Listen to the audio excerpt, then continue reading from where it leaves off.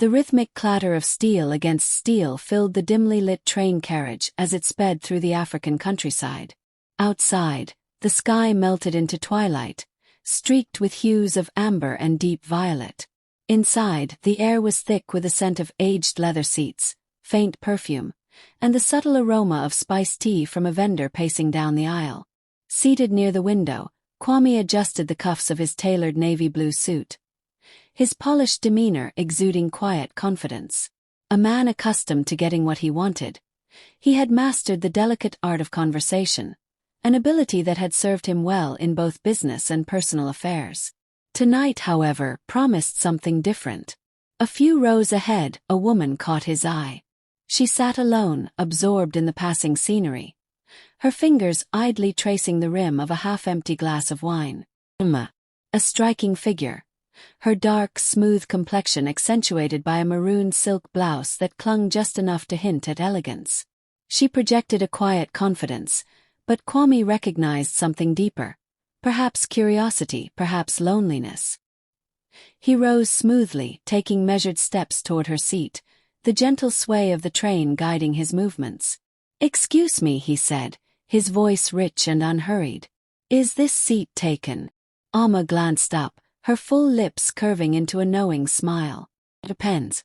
Are you offering good conversation?" Kwame chuckled, settling beside her. "That depends. Do you prefer charming truths or entertaining lies?" She laughed, tilting her head. "I prefer a bit of both." The opening lines were set, the game unfolding with effortless grace. Their conversation flowed, discussions of books, travel, and the unpredictable nature of fate. Kwame, ever the storyteller, wove a tale of a businessman who once boarded a train and met a woman who changed the course of his journey. Alma leaned in slightly, intrigued. "And what happened next?" Before he could respond, the train slowed at the next station. The doors slid open with a soft hiss, and Nia stepped in. She moved with the kind of grace that made heads turn without her trying.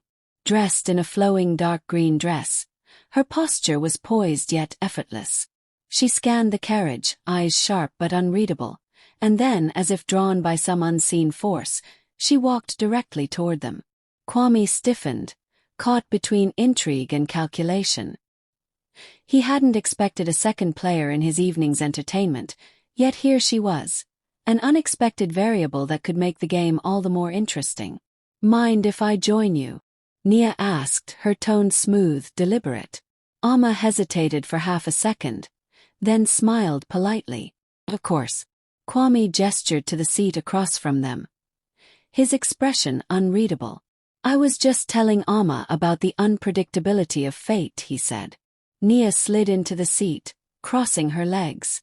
"Fate is only unpredictable to those who don't pay attention," she replied.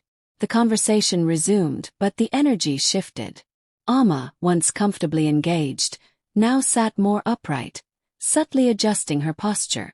Nia, observant and sharp, spoke with calculated restraint. And Kwame, ever the strategist, balanced his words carefully, measuring how much charm to distribute between them. Time passed in slow, deliberate exchanges. A round of drinks appeared, and the space between them grew more charged. Alma's laughter became softer, less assured. Nia's eyes flickered with quiet amusement, watching Kwame as though she had already figured him out. Then, as Kwame reached for his phone, a small yet telling moment unfolded. A notification flashed briefly on the screen. "Abony, missed call." Kwame, trained in the art of deception, reacted swiftly, tilting the phone away, dismissing the alert with a single swipe. But Nia caught it. A fraction of a second, a flicker of recognition in her expression, just enough for suspicion to take root. She took a slow sip of her drink, her gaze locking onto Kwame's with quiet certainty. Alma, oblivious, continued speaking, unaware that something unspoken had shifted in the air. The train rattled forward, its journey uninterrupted. But within the confines of that carriage, the stage had been set for a game far more dangerous than Kwame had anticipated. And this time he wasn't the only one playing. The train moved steadily through the night, its rhythmic hum masking the undercurrents of tension brewing within the carriage. Kwame, seated between Amma and Nia, maintained his polished charm, but something in Nia's gaze unsettled him. She had seen the name on his phone screen, Abani. She knew. He exhaled slowly, recovering his composure. He had danced this dance before, navigating delicate situations with grace, ensuring that no one felt slighted, no one felt suspicious. Yet, something about Nia's quiet observation made him uneasy. "So, Kwame," Nia said, swirling the last remnants of her drink. "Tell me, do you often meet strangers on trains and weave these charming little stories?" Her tone was light, teasing even, but Kwame detected the sharp edge beneath it. He smiled, effortlessly slipping back into the role he knew best. "Only when fate delivers interesting company," he replied. "And tonight, it seems I'm in exceptional company." Amma chuckled, resting her elbow on the table, her eyes lingering on Kwame's. "Exceptional, huh? So do you believe in destiny then?" Kwame tilted his head slightly, considering his response. "Destiny is what we make of it. We choose our paths, our indulgences, our secrets." The last word hung in the air longer than it should have, and for the first time that evening, Amma and Nia exchanged the briefest of glances. Subtle, almost imperceptible, but Kwame noticed. A silent question had passed between them, a shift in the balance of power. Nia leaned forward slightly, her fingers tapping rhythmically against her glass. "Secrets," she mused. "Fascinating concept. You see, I believe secrets always find their way into the open, no matter how carefully they're kept." Kwame met her gaze, searching for the depth behind her words. Was she merely toying with him, or had she already drawn conclusions about who he was? Amma, sensing the change in atmosphere, laughed lightly. "Well, some secrets should stay hidden," she said playfully. "It keeps life interesting, don't you think?" Kwame seized the opportunity to steer the conversation away from dangerous territory. He turned to Amma, his expression warm. "And what about you? Any secrets worth sharing?" She smiled, but there was a flicker of hesitation before she answered. "Maybe. But I'd rather reveal them to someone who's truly listening." For a brief moment, the game became more than just flirtation. Amma's words held something genuine, something unguarded. Kwame felt an unfamiliar pang of hesitation, but before he could respond, Nia spoke again. "Speaking of secrets." She leaned back, stretching her arms as though she were merely indulging in idle conversation. "You never told us. Who's Abani?" The question was delivered with effortless ease, but it landed like a well-aimed strike. Kwame's smile didn't falter, but his mind raced. Amma frowned slightly. "Abani." Kwame chuckled smoothly, shaking his head. "Ah, just an old friend." Nia's lips curved into a knowing smile. "An old friend who calls at this hour. Must be important." Amma studied Kwame now, her expression unreadable. For the first time that evening, doubt crept into her features. He needed to regain control. He reached for his drink, taking a slow sip before answering. "You know how it is. Some people don't respect time zones." He laughed lightly, but the joke barely landed. The tension was delicate but growing, threading itself into the fabric of the conversation. Nia knew something. Amma was starting to wonder. And Kwame, despite his confidence, felt the edges of his carefully constructed persona begin to fray. A moment of silence stretched between them, thick and expectant. The train rattled over the tracks, its steady motion a contrast to the instability within their small circle. Then, as if sensing the weight of the moment, Amma suddenly stood. "I need some air," she murmured, stepping away toward the corridor window. Kwame watched her go, resisting the urge to follow immediately. He turned back to Nia, who was still watching him with that unreadable gaze. "You're an interesting man, Kwame," she said softly. "But I wonder, do you ever get tired of pretending?" Kwame's grip tightened around his glass, but he forced another easy smile. "Pretending? Now, why would I need to pretend?" Nia tilted her head, considering him. "That's a good question. She pushed her glass aside, standing slowly.